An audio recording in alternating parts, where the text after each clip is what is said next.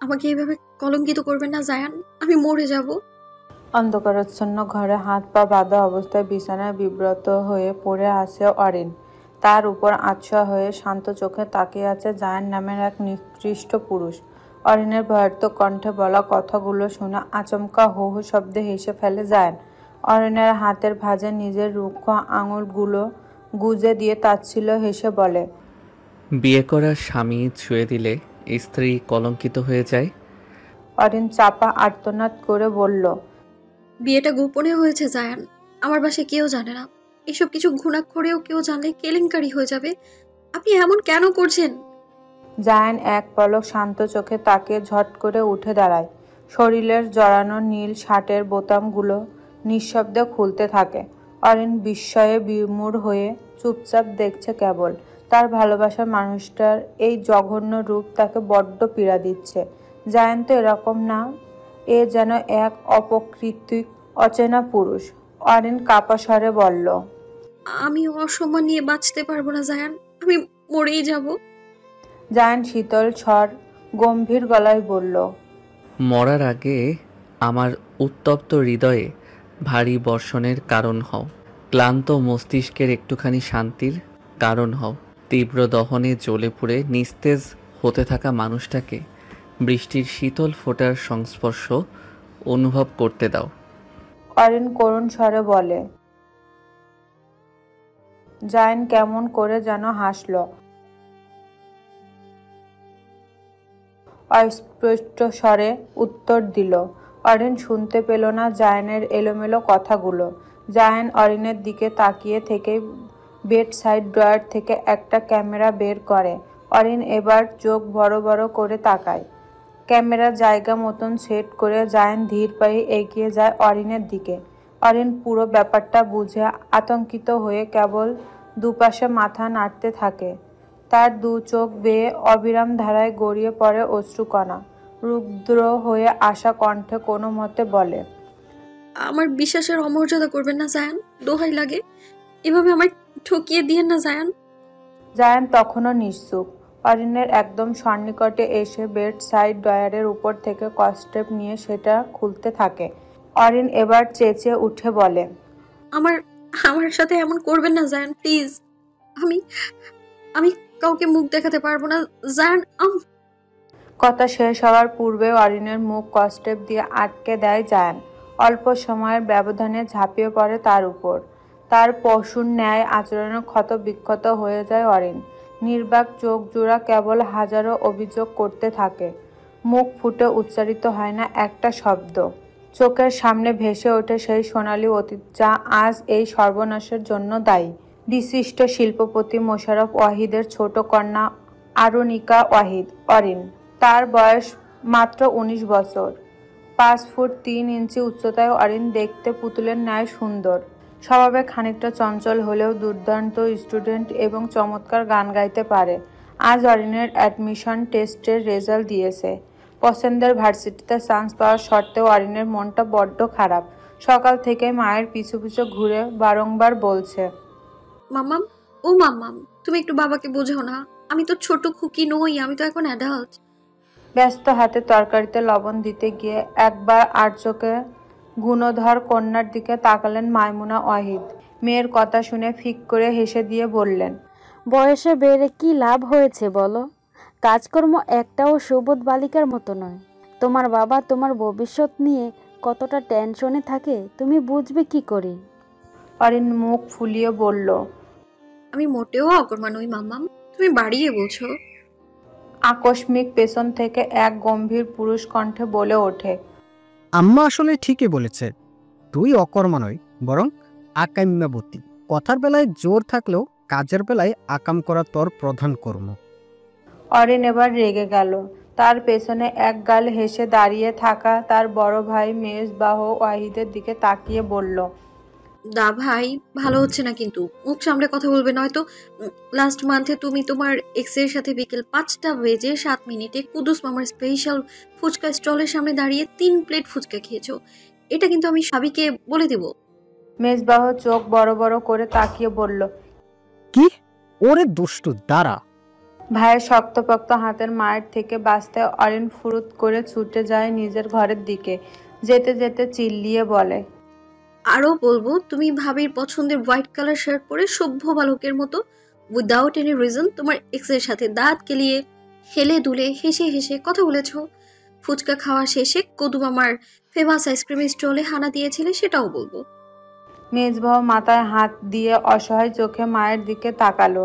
মাইমুনা ওয়াহিদ মৃদু হেসে বললেন। টর্নেডো আসন্ন। মেজবাহ ফিক করে হেসে দিয়ে বলল।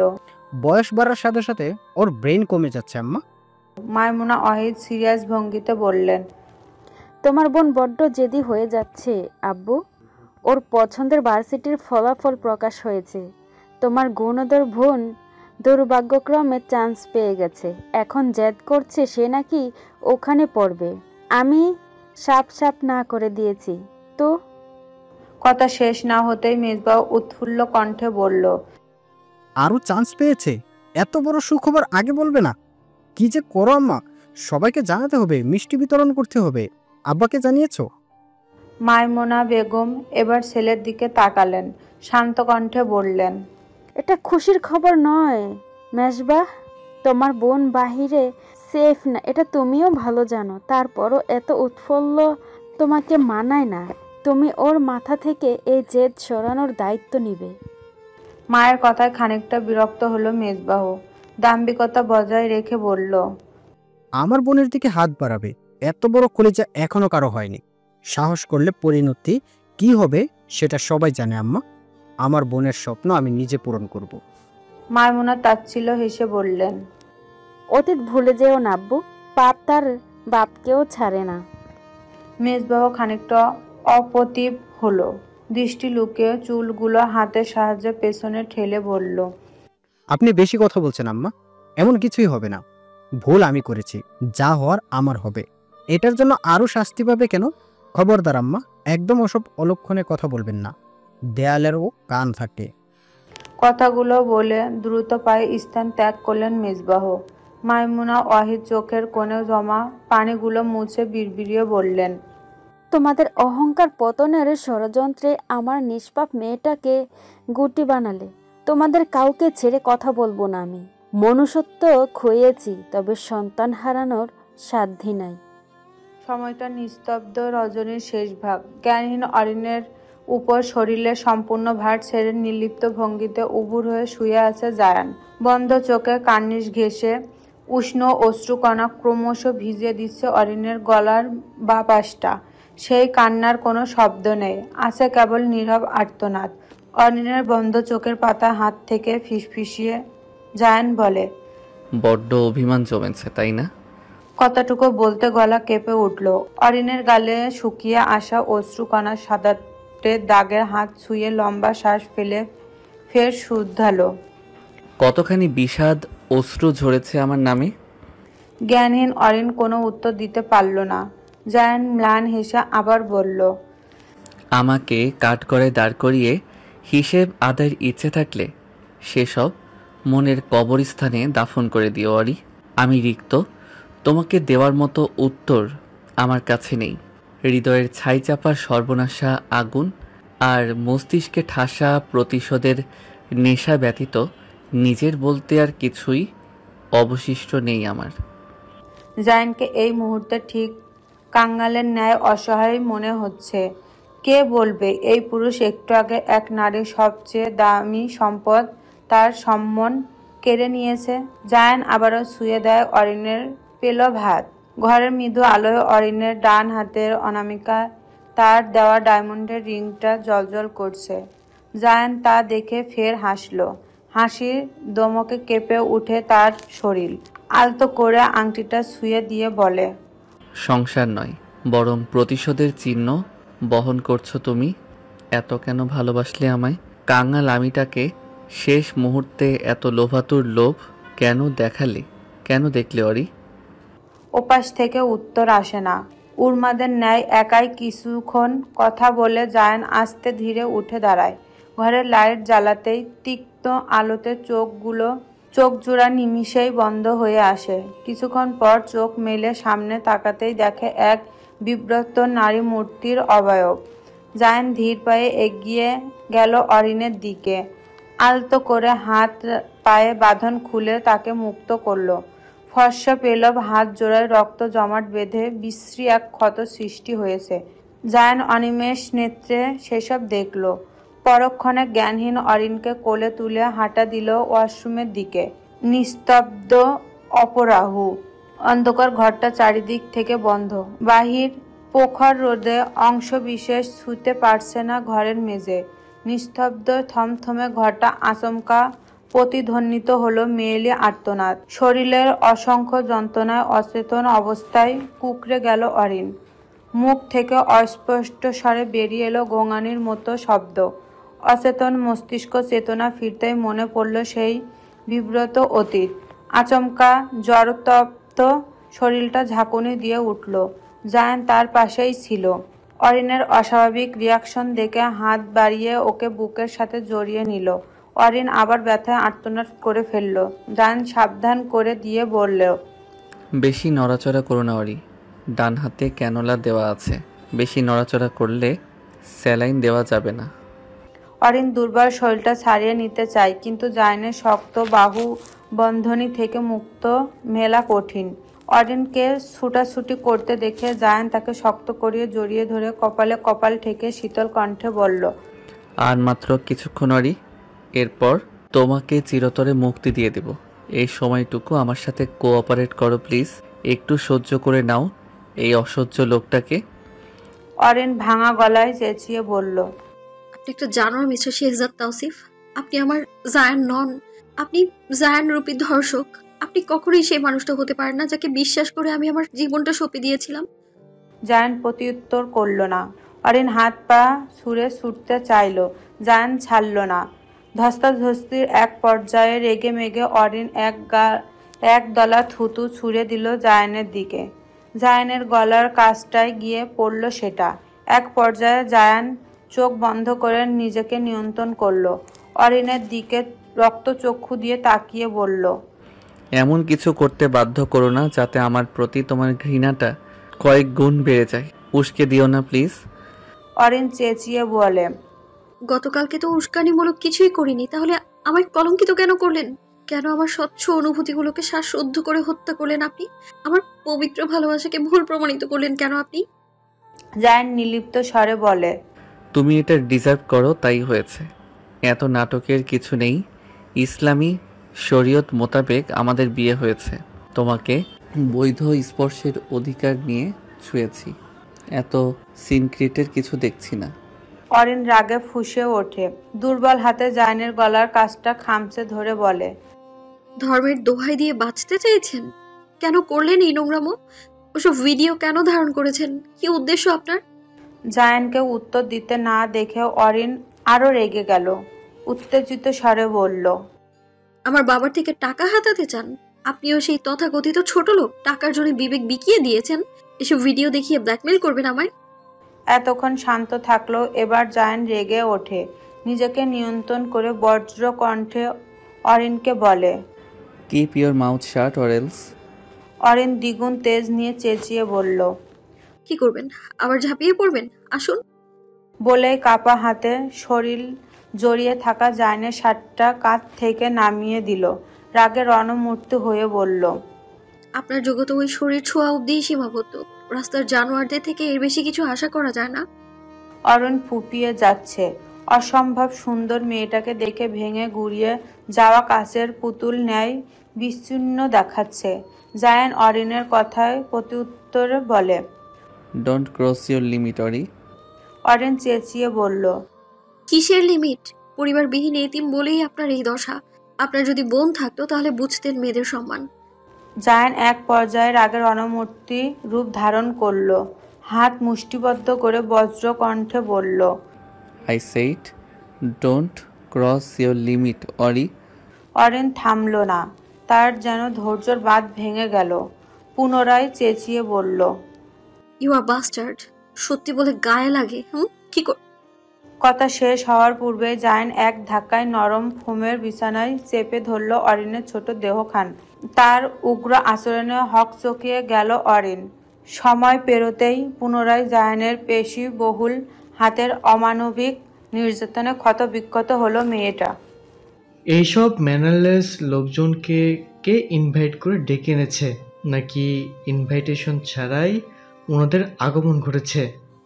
ঘটনাস্থলে উপস্থিত হওয়া মাত্রই রাগী স্বর দাঁতে দাঁত পিষে হুঙ্কার ছেড়ে কথাগুলো বললেন এসপি মেহরাব শিকদার। ওনার ধমকে নিমিষেই চুপসে গেল বাকি অফিসাররা।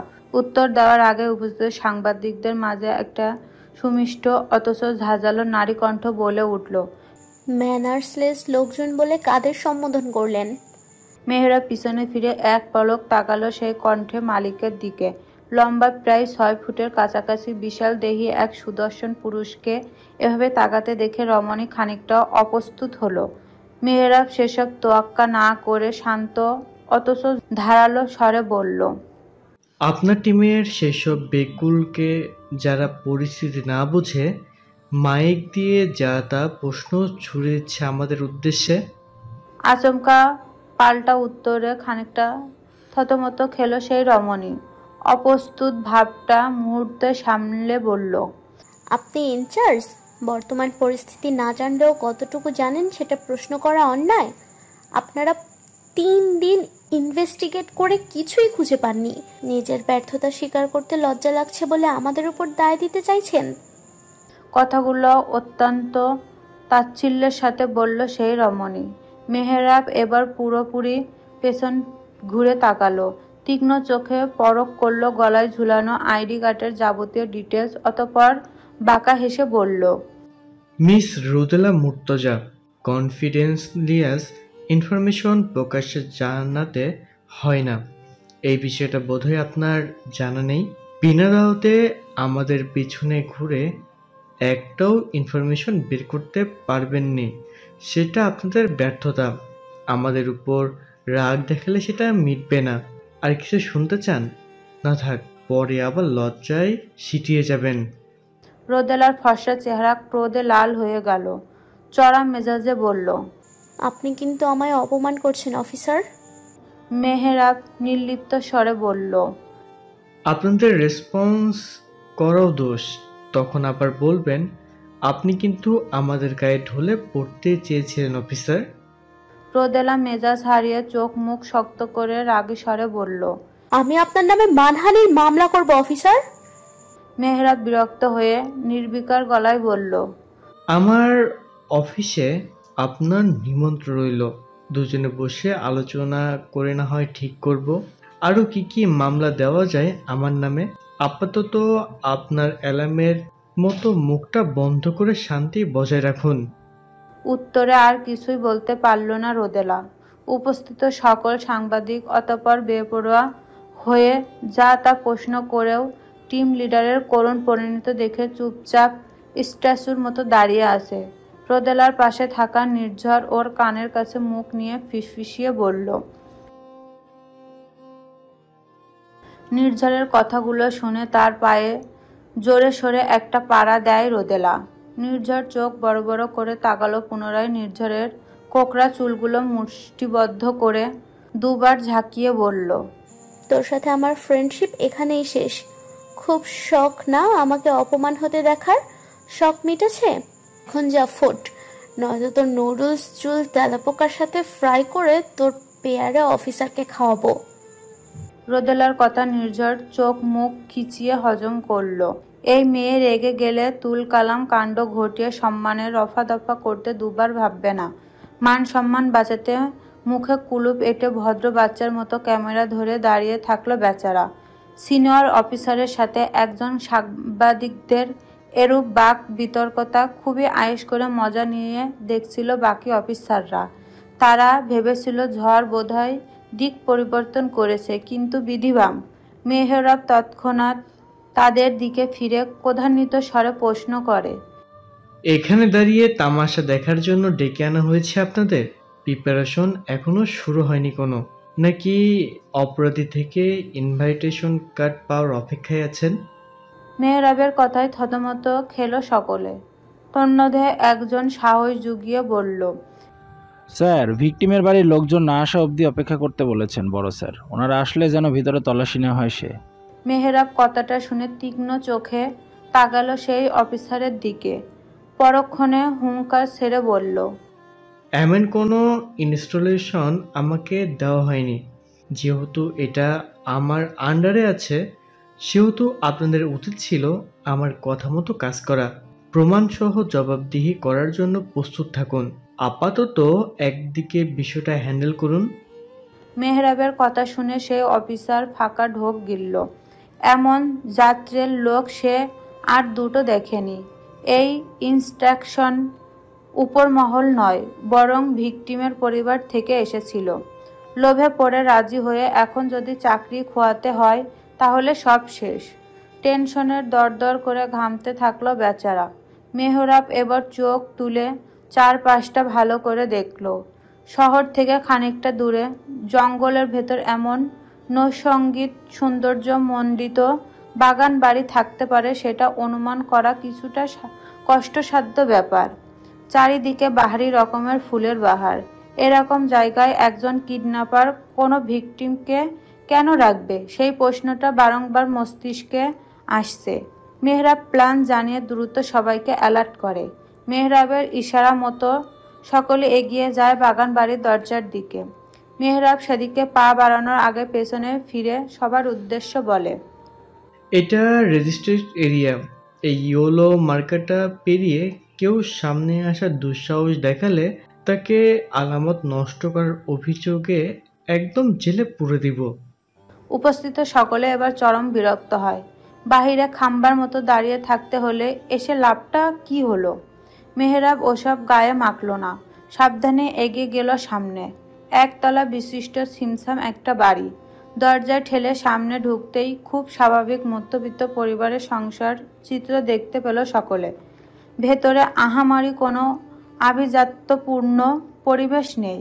4টা ঘর, বিশাল ডাইনিং এবং একটা রান্নাঘর রয়েছে কেবল। মেহরাব চারিদিকে দৃষ্টি বুলিয়ে দুজনের টিম তৈরি করে 6টা অফিসারকে 3টা রুম সার্চ করতে বলল। অন্য রুমটাতে সে একা গেল। মেহরাব দরজার হাত রাখতেই খুলে গেল। ভেতরে ঢুকে পুরো ঘর এলোমেলো করে খুঁজলেও কোনো লাভ হলো না। কোনো ক্লু পাওয়া যায়নি। অনুসন্ধানী দৃষ্টিতে সবটা পরখ করেও কোনো প্রমাণ হাতে আসলো না। এর মাঝে সকলে এসে জানালো অন্যান্য জায়গায় কোনো আলামত পাওয়া যায়নি। তরতরিয়ে রাগ বাড়ল মেহরাবের। এত পাকাপোক্ত তথ্য ভুল কি করে হলো? তথ্য লিক হওয়ার চান্স প্রায় 0%। তবুও হুট করে কিছু একটা মনে পড়তেই পকেট থেকে ফোন বের করে কল লাগালো কাঙ্ক্ষিত নাম্বারে। ওপাশ থেকে রিসিভ হতেই ব্যঙ্গ কণ্ঠে শুধালো, এক্সাক্ট লাস্ট লোকেশনটা বল। ফোনের ওপাশ থেকে কিছু বলতেই মেহরাব খেই হারিয়ে দুটো গালি দিয়ে বলল, হালারপুত কয়েক কদম আগে, পিছনে একদম একুরেন্ট ভাবে বল। আবারও ফোনের ওপাশ থেকে কিছু একটা শুনে সাবধানে সামনের দিকে 4 কদম এগিয়ে থেমে গেল মেহরাব। সামনে বইয়ের বিশাল স্তব সাজানো। অফিসাররা উৎসুক দৃষ্টিতে দেখলো মেহরাবকে। মেহরাব আবারও বলে ওঠে, কোন দিকে হাত বাড়াবো? ইনস্ট্রাকশন অনুযায়ী একটু খোঁজাখুঁজি করতে হাতে আসলো সেই কাঙ্ক্ষিত ফোন। এটার লোকেশন ট্র্যাক করে এত দূর এসেছে তারা। মেহরাব এবার বজ্রকণ্ঠ বাকি অফিসারদের বলল বাইরের লাইব্রেরিটা খুঁজে দেখতে। এক পাশের দেয়াল জুড়ে পুরোটা বইয়ের থাকা। এত বই নামিয়ে খুঁজতে হবে ভেবেই সকলের মনটা উদাস হয়ে গেল। মেহরাব এক পলক তাদের দিকে তাকে বিরক্ত নিয়ে বলল, আপনাদের কি দেখে চাকরি দেওয়া হয়েছিল? কথা বুঝে অ্যাকশন নিতে এত সময় লাগে? কাল থেকে অফিসে আসতে হবে না। মেহরাবের কথায় সকলে অপমান বোধ করলো। কথা না বাড়িয়ে দ্রুত কাজ করার চেষ্টা করলো। তাদের আরামের ঘুম হারাম করতেই যে এই অফিসারের বদলি হয়েছে তা ঢের বোঝা হয়ে গেছে।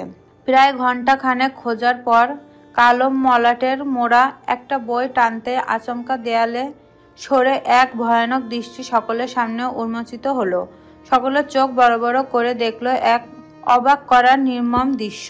অতিশয় সুন্দরী এক বিধ্বস্ত রমণী রক্তাক্ত এক পুরুষকে বুকে আগলে বিমূঢ় হয়ে তাকিয়ে আছে তার মুখপানে। মেঝেতে পড়ে আছে কালো চকচক ভয়ঙ্কর এক ধাতব অস্ত্র। সেই রমণীর পরনে সাদা শার্টটা রক্ত ভিজে উঠেছে ক্রমশ। মাঝে মধ্যে নীরব কান্নায় দমকে কেঁপে উঠছে সেই রমণীর দেয়া বহব। তার দিকে কয়েক জোড়া চোখ বিস্ময়ে দিয়ে তাকিয়ে আছে, সেদিকে কোনো খেয়াল নেই। মেহরাব অবাক চোখে তাকিয়ে তারপর ধীর স্বরে ডাকে, মিস অনুর্নিকা ওয়াহিদ অরিন। জায়ানের রক্তাক্ত শরীরটা বুকে আগলে বসে আছে অরিন। মেঝেতে রক্তের স্রোত। অরিনের পরনের শুভ্র শার্টটা ক্রমাগত রক্তিম বর্ণ ধারণ করেছে। সেসবে তার কোনো হুঁশ নেই। সে এক মনে কেঁদে কেঁদে আদুরে স্বরে জায়ানকে ডাকছে, জড়িয়ে আসা কণ্ঠে বলছে, জান সাহেব, এই জান সাহেব, উঠছেন না কেন? নিধর জায়ানের কাছ থেকে উত্তর না পেয়ে ফুপিয়ে কেঁদে ওঠে। আবারও একই প্রশ্ন করছে বেচারি। লাইব্রেরির দরজা খুলে এমন একটা দৃশ্য দেখতে হবে এমনটা কেউই কল্পনা করেনি। মেহরাব সাময়িকভাবে হতবাক হলেও দ্রুত নিজেকে সামলে নেয়। পকেট থেকে হ্যান্ড গ্লাভস বের করতে করতে বাকিদের উদ্দেশ্য বলে, দ্রুত ফরেনসিক্স টিমকে ভিতরে আসতে বলুন এবং জায়গাটা সিল করে দিন। মেহরাব অপেক্ষা না করে দ্রুত পায়ে এগিয়ে যায় অরিনের দিকে। জায়ানের শোকে মক্ত অরিন তখনও খেয়াল করেনি মেহরাবকে। মেহরাব এগিয়ে গিয়ে হাঁটু গেড়ে বসে তাদের সামনে আলতো স্বরে ডাকে, মিস অরুণিকা ওয়াহিদ। অরিন চমকে গিয়ে চেঁচিয়ে ওঠে। জায়ানের ক্ষতবিক্ষত বক্ষে মুখ গুজে নিজেকে আড়াল করতে চায়। ভাঙা গলায় চেঁচিয়ে বলে, আমাকে ছুবেন না, আমি আমি আমাকে কলঙ্ক দিবেন না প্লিজ।